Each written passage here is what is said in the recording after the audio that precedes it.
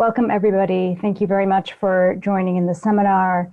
I encourage you very much to actively ask questions, and I hope you enjoyed the talk. So this is joint work with Darren Christensen, Johannes Haushofer, Bilal Siddiqui, and Martin Bors. Now,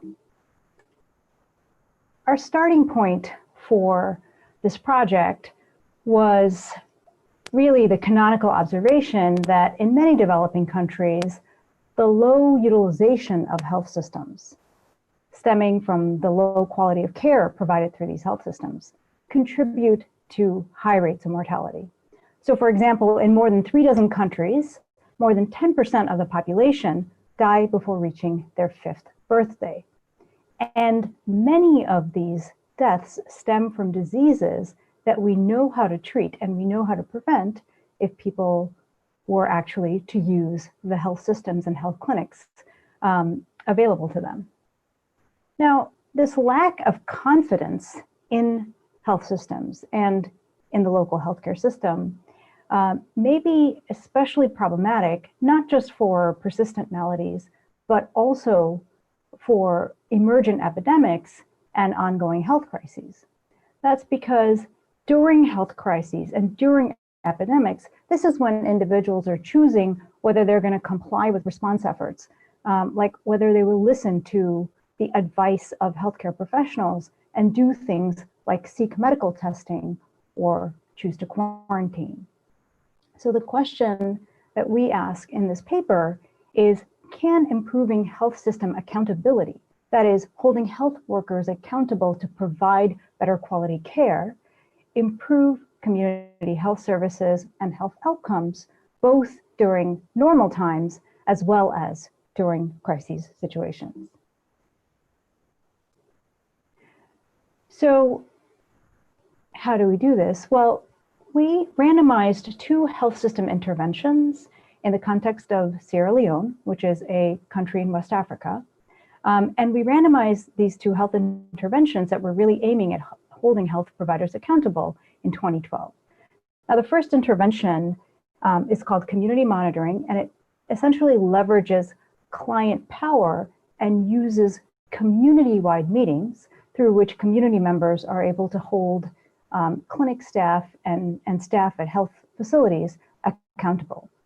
The second intervention is a non-financial awards intervention that gives recognition awards to clinics that are performing well in the hope that this actually incentivizes improvements in quality. Now, we were going along, we were doing our interventions and it was business as usual, but then we encountered a surprise. In 2014, the West Africa Ebola epidemic broke out. Now, this was about a year after we had actually finished our initial end-line surveying for the RCT and for the project. So what we did is we decided to go back and collect additional data on Ebola. And this really gives rise to 2 phases for this project, which I'm going to be describing for you today. So in the first phase, we're going to be looking at outcomes prior to the Ebola crisis during normal times and normal conditions. And here we're building on some canonical work that's been done on community monitoring by authors such as Bjorkman and Svensson. But in the second phase, we're going to be looking at outcomes during the Ebola crisis. This was, of course, not pre-planned, but the outbreak of the crisis did present a unique opportunity for us to experimentally examine how these types of accountability interventions can affect epidemic-related outcomes. And this is the first evidence that we've been able to generate on this topic. So let me tell you a little bit about the institutional context of Sierra Leone in which we're working. Sierra Leone is one of the poorest countries in the world, and as such, it ranks low on many basic socioeconomic indicators. So for example, at the time we started working on the project, the under 5 mortality, that is the mortality of children under 5, ranked at 149 deaths per 1,000 live births, making it second worst in the world.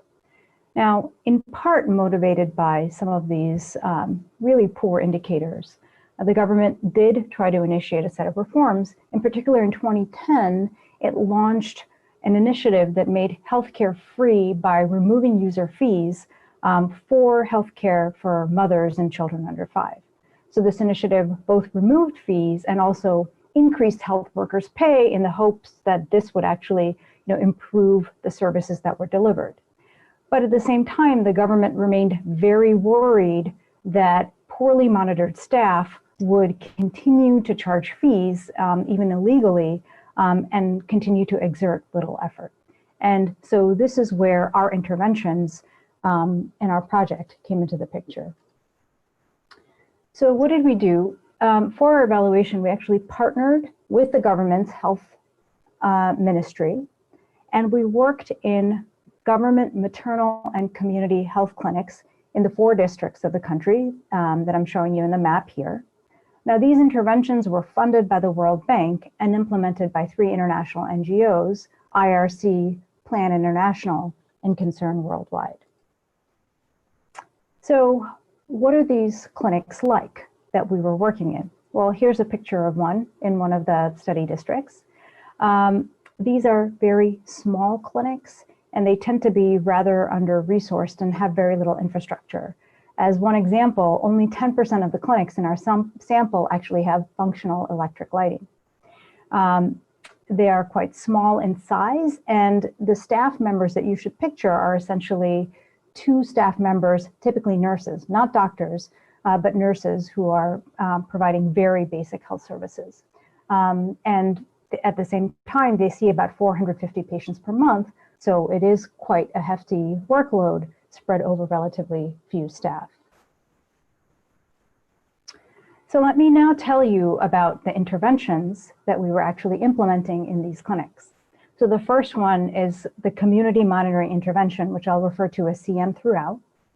Now, the starting point of the community monitoring intervention is to produce a set of scorecards that essentially tell people what their community is like in terms of basic health indicators and basic services delivered, like under 5 mortality or maternal mortality or vaccination rates, and these basic information.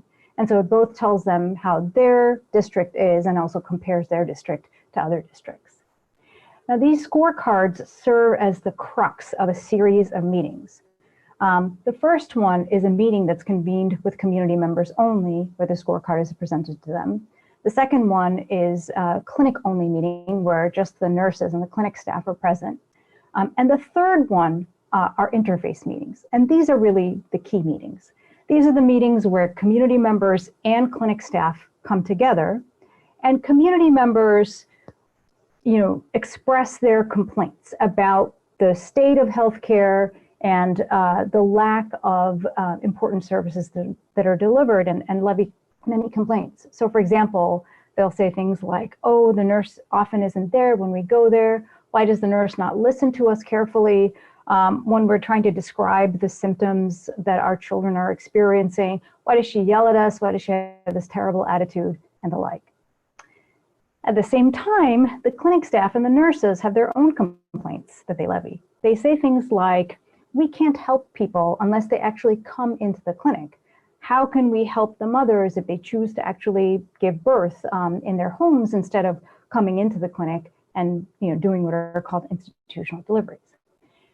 Once these complaints are laid out, then the community members and the clinic staff together develop joint action plans where they make joint commitments to try to improve things. And these joint action plans are then signed at the end of the meeting, and the implementing organizations return in 3 follow-up visits, 1 month out, 3 months out, and 9 months out, to monitor the progress of the action plans. So that's one intervention. Now let me tell you about the second intervention, the non-financial awards intervention, which I'll refer to as NFA throughout the talk.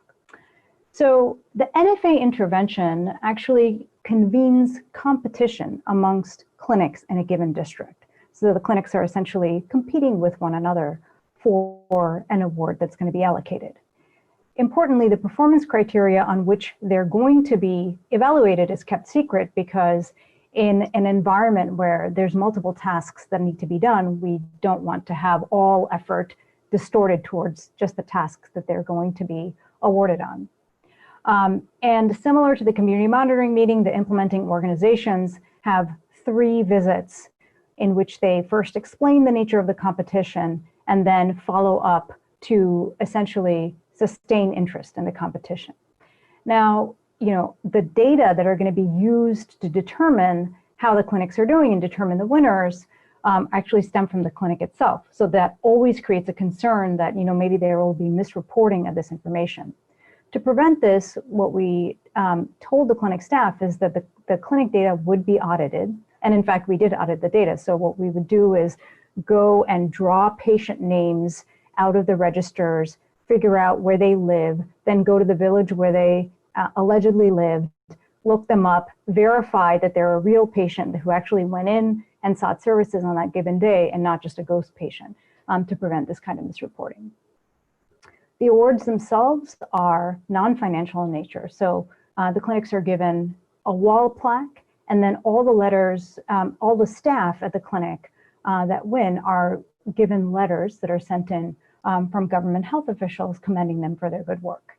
And we give an award to both the best clinic in the district as well as the most improved clinic in the district, just to make sure we're not disincentivizing or discouraging the clinics that are already starting at the bottom. Notice that these awards are non-financial from the government's perspective, in the sense that the government isn't having to give out any resources. The government in particular was extremely enthusiastic about trying out these non-financial approaches because they're highly resource constrained, and this prevents them from having to infuse additional resources, which they didn't have, into the clinics. But notice that this isn't necessarily non-financial from the angle of the workers at the clinics, because for them, they might believe that receiving an award would help them in their career trajectory, maybe move to a better clinic, et cetera.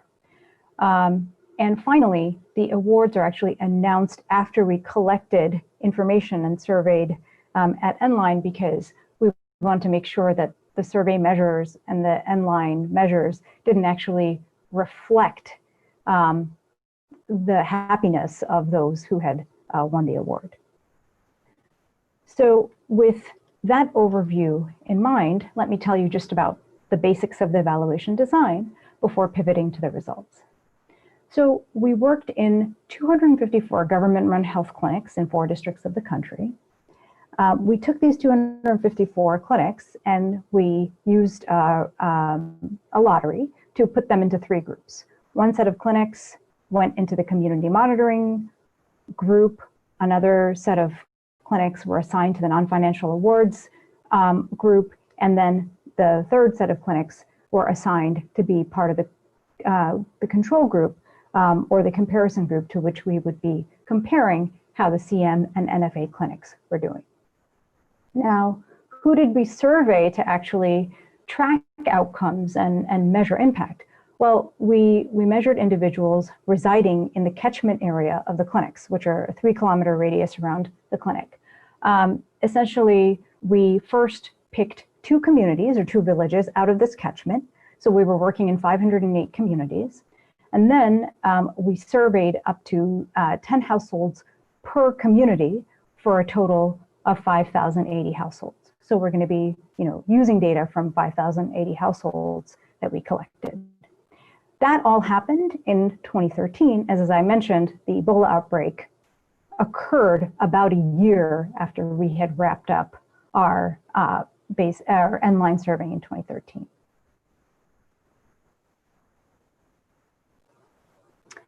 So I'm going to pivot now toward sharing with you the outcomes from phase 1. These are the outcomes prior to the Ebola crisis during normal conditions.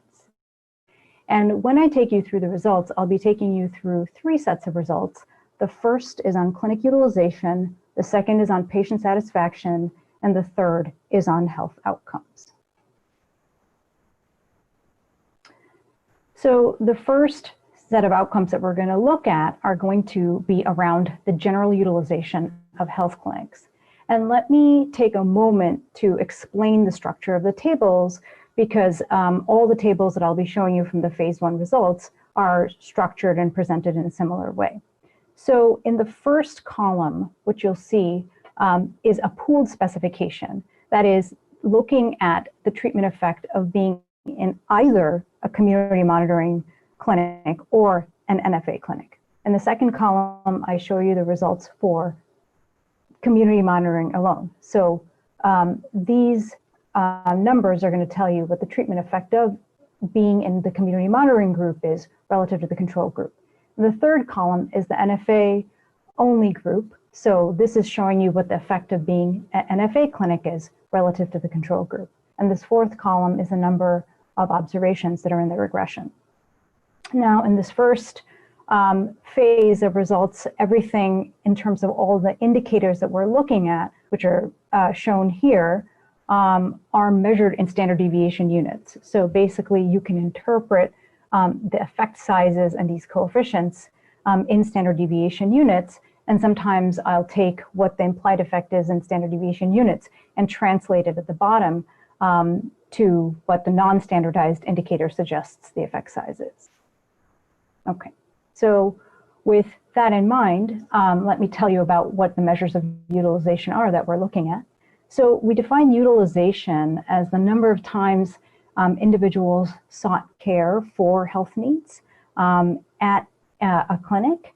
And this could be for health needs like illness and injury or other preventive child services or any other type of consultation at the clinic. And we look in column 1 at whether they were seeking care at any Western medical facility, and in row 2 at whether they sought care specifically at a government medical facility. And what these coefficients and what this table shows you is that indeed both interventions led to an increased utilization of clinics that was modest in size. So there's about a 5% increase in the utilization of any Western facility and a 7% increase if we hone in on utilization of the government clinics specifically.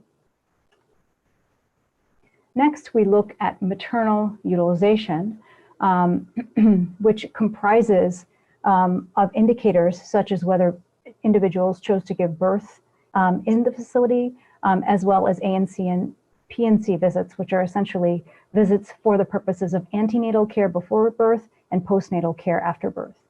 And when we examine maternal utilization, what we actually observe is that the CM arm specifically led to increases in maternal utilization. And this effect, if you look in this row, birth and medical Western facility, is driven by increased institutional deliveries or giving birth at these facilities. So in fact, if I take the standardized indicator and look at the implied effect from the non-standardized version, what this effect suggests is there was 11% increase in the likelihood of giving birth at a facility in the community monitoring arm. Now, our interpretation of these increases in utilization is that clinic utilization is a revealed preference measure. That is to say, we interpret this as suggesting that people perceived improvements in the quality of care at these clinics and therefore use the clinics more. Consistent with this interpretation, we also see effects on patient satisfaction. So we measure satisfaction as an index that's comprised of 2 types of measures. One is satisfaction with the performance of public health workers, and the second is the extent to which individuals were satisfied with family health. And what this table shows you is that both the CM and NFA interventions led to significant increases in patient satisfaction. So putting these results together, how do we interpret them? So we interpret these results as suggesting that increased clinic utilization and satisfaction suggests that people did indeed perceive improvements in the quality of care. Now, notice that perceived quality of care can reflect both increases in the actual objective quality of care administered at these clinics, as well as individuals' beliefs that the quality of care had improved. Now, we can't disentangle these two in our measurement, in part because we don't actually have patient-provider observations. So studies that have worked at smaller scales are actually able to observe things like how long do the nurses spend with individual patients? Do they actually give the right medication out given what the diagnosis is, et cetera? We can't do that given the scale that we're working at, but what we can observe are health outcomes, which we expect to correlate with quality. In other words, if better quality is administered, we should potentially see this reflected in improved health outcomes. So what happens when we look at improved health outcomes? Here, what we see is that it is CM specifically that leads to improvements in health outcomes. And this is actually driven by a set of indicators that suggest improvements in child health specifically. So we see increases in child weight for length, which is a measure of child wasting.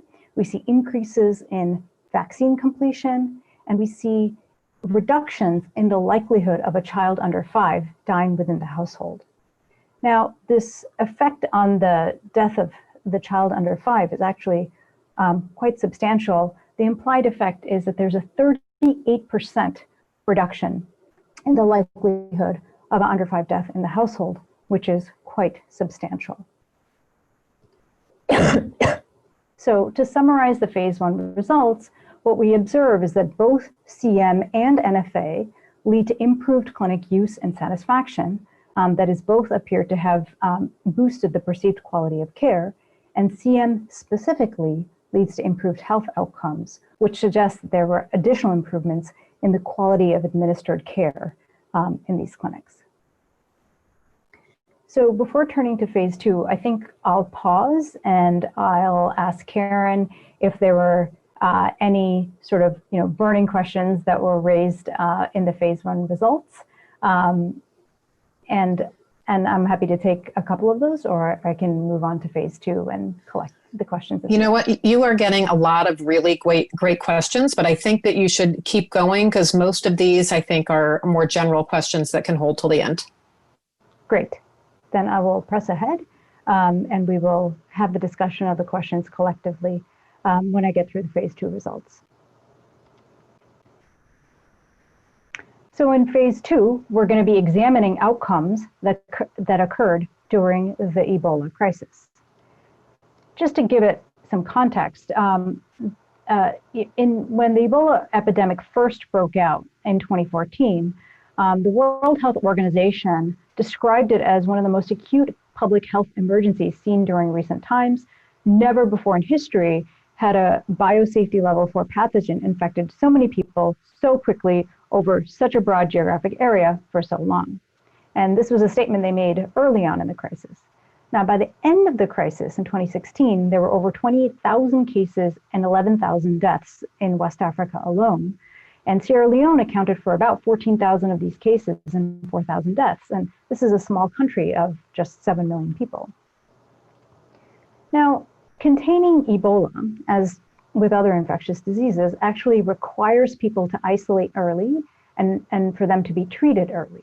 But what happened is people were really afraid of the substandard care at clinics, and this combined with stigma actually prevented them from reporting in. So when either they had symptoms or their family members had suspected symptoms, what they instead did was hide sick family members or run away, if they suspected they were sick instead of going into the clinic. Now, the clinic staff at the clinics that were a part of our study played a critical role during the Ebola crisis. 93% of them had been trained in screening for Ebola or in providing no-touch treatment by the end of the first year the epidemic broke out.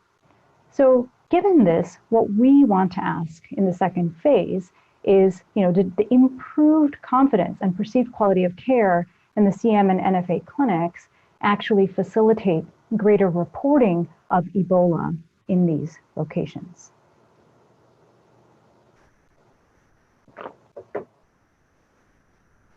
So how do we do that? Well, we need data on Ebola cases, and we are actually able to access individual de-identified case records of Ebola patients in Sierra Leone. So we have, the redacted patient name and the address in which they reside. So we were able to take each of the patient locations and geocode them to sections, which are administrative units in which the clinics are located. And once we did that, we were able to have information on the number of cases at each of these clinic sections, both confirmed cases where people turned out to be positive for Ebola, as well as negative cases. And this is the data that we're going to be using for the second phase analysis. So the first thing we just want to look at is the total number of reported cases in the three types of sections. So you can see the control sections with the circles, the CM sections with the triangles, and the NFA sections with the diamonds. And what you can immediately see from this figure is that there was greater reporting of Ebola caseloads in the CM and the NFA sections as compared to the control sections. Now, our interpretation of this is that this is a function of reporting behavior. That is, people were coming in more to the CM and NFA clinics to seek testing and treatment for Ebola relative to the control areas, not that this actually reflects greater transmission of Ebola cases in the CM and NFA areas. And this is a point to which I'm going to return in a couple of slides. So now let's look at this picture and translate that into regression analysis. And when we do that, and we do regressions where we're looking at the number of Ebola cases per section per week, this is what we find.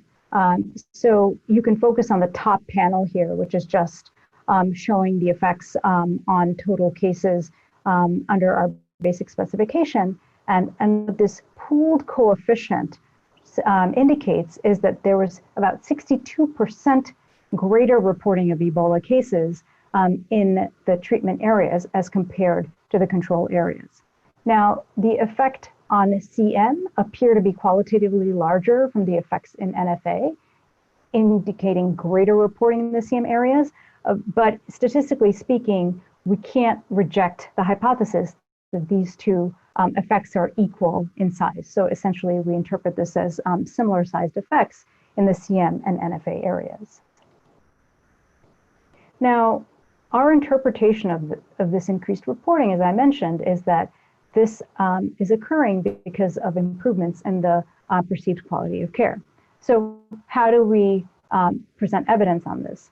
Well, we are looking here in this figure at an index of perceived quality of care, and we're graphing against that the number of total cases. So let's talk for a second about what this perceived quality of care index is. It's an index that combines together clinic utilization and satisfaction with public health workers, which, as you remember from the phase 1 results, were both found to increase under the treatments. And it combines that with a third measure, which actually tells us the level of confidence that individuals surveyed had in Western medicine, as opposed to the leading alternative, which is traditional healers.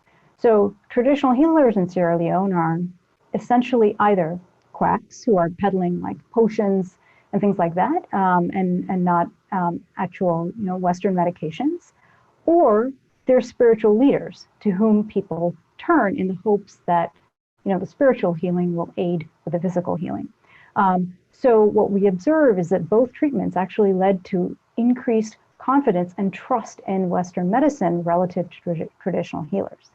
And when we put these three ingredients together into an index, and we graph that against the total number of cases, what we observe is this positive relationship, suggesting where perceived quality of care improved, you also saw greater reporting of caseloads. Now, I said I was going to address the potential concern that this increased reporting of cases doesn't actually reflect increased transmission of Ebola in these areas. So how do we get at that? Well, we have like number of different ways that we address that question. For one thing, what we observe is that there's greater reporting of both confirmed cases as well as those who actually tested to be negative, right? And with no change in the ratio. So if you thought it was increased transmission, you would expect an increase in the confirmed cases, but perhaps not the negative cases. So this is one piece of evidence that suggests that it is an increased transmission. In addition, you might worry that with community monitoring in particular, maybe this intervention that was, encouraging meetings was encouraging greater community interactions, and this could have led to greater Ebola transmission. An important note here is that the community monitoring meetings that were part of the intervention had actually already wrapped up by the time Ebola broke out, but you could nonetheless worry that maybe it's set into motion like a series of more interactive events or other things that could have continued. But what we find based on contact tracing is evidence that's inconsistent with this idea. So about a quarter of the cases in our sample, health officials conducted contact tracing where they figured out who people had come into contact with, and they're able to discern if they came into contact with other individuals inside their family and their household, or whether they had contact with people outside the household. And based on that data, we see no evidence that there was greater contact with people outside the home in the community monitoring or NFA areas relative to the control areas. Now, a third potential concern that you might have about transmission is maybe people actually got infected when they came into the clinic. That is, maybe they believed they had Ebola symptoms and they came into the clinic, but paradoxically, they didn't actually have Ebola, but then contracted it upon arriving at the clinic. But we actually have information on the dates in which they reported symptoms, the dates on which they had onset of symptoms, as well as the date in which they actually reported into the clinic. And a feature of Ebola is that once you contract it, it manifests in terms of symptoms within 2 to 21 days after the contact. So what we're able to do is use the symptom and onset date. And what we observe is in 99% of our cases, the symptoms appeared either prior to reporting or within 2 days of reporting, which means in 99% of the cases, transmission couldn't have occurred in the clinic or through so-called socomial transmission.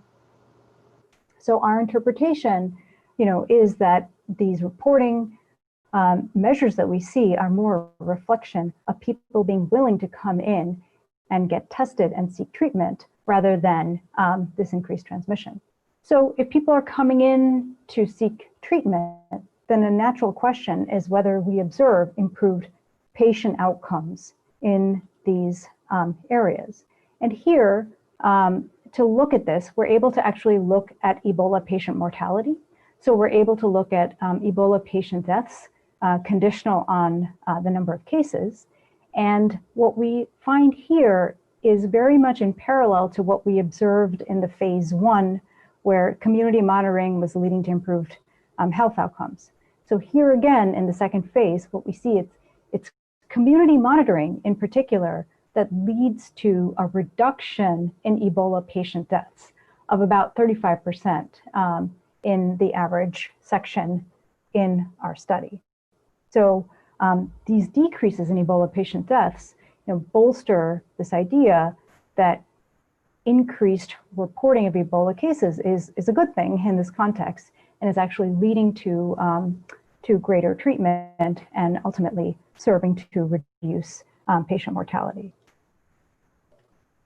So to summarize the phase 2 results, what we observe in the second phase is that both CM and NFA lead to increased utilization of clinics for testing and treatment, which is consistent with the idea that the higher perceived quality of care under both of these arms actually persisted into the crisis period. On the other hand, it's CM specifically that's reducing Ebola patient deaths, which is also consistent with the idea that this better administered quality of care in the CM clinics also persisted into the crisis period.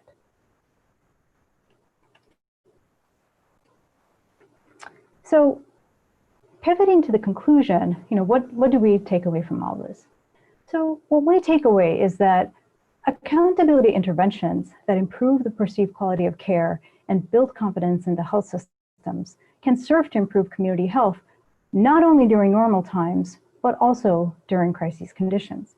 During crises, people are choosing whether they're going to cooperate with response efforts by doing things like testing and isolating.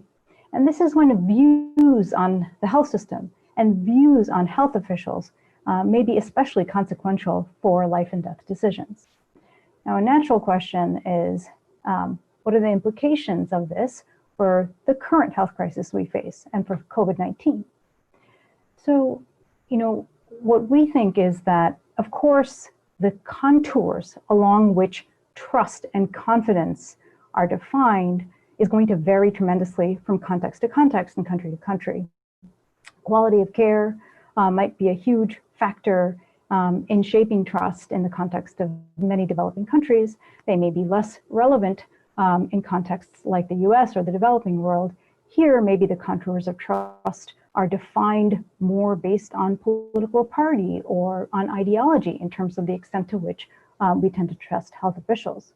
Whatever the contours are along which trust is defined, it does seem that this trust and this confidence in health officials are a critical ingredient in the sense that they are going to guide the extent to which people comply with public health recommendations, and in that regard will play a critical role in overall efforts to contain the spread of epidemic diseases.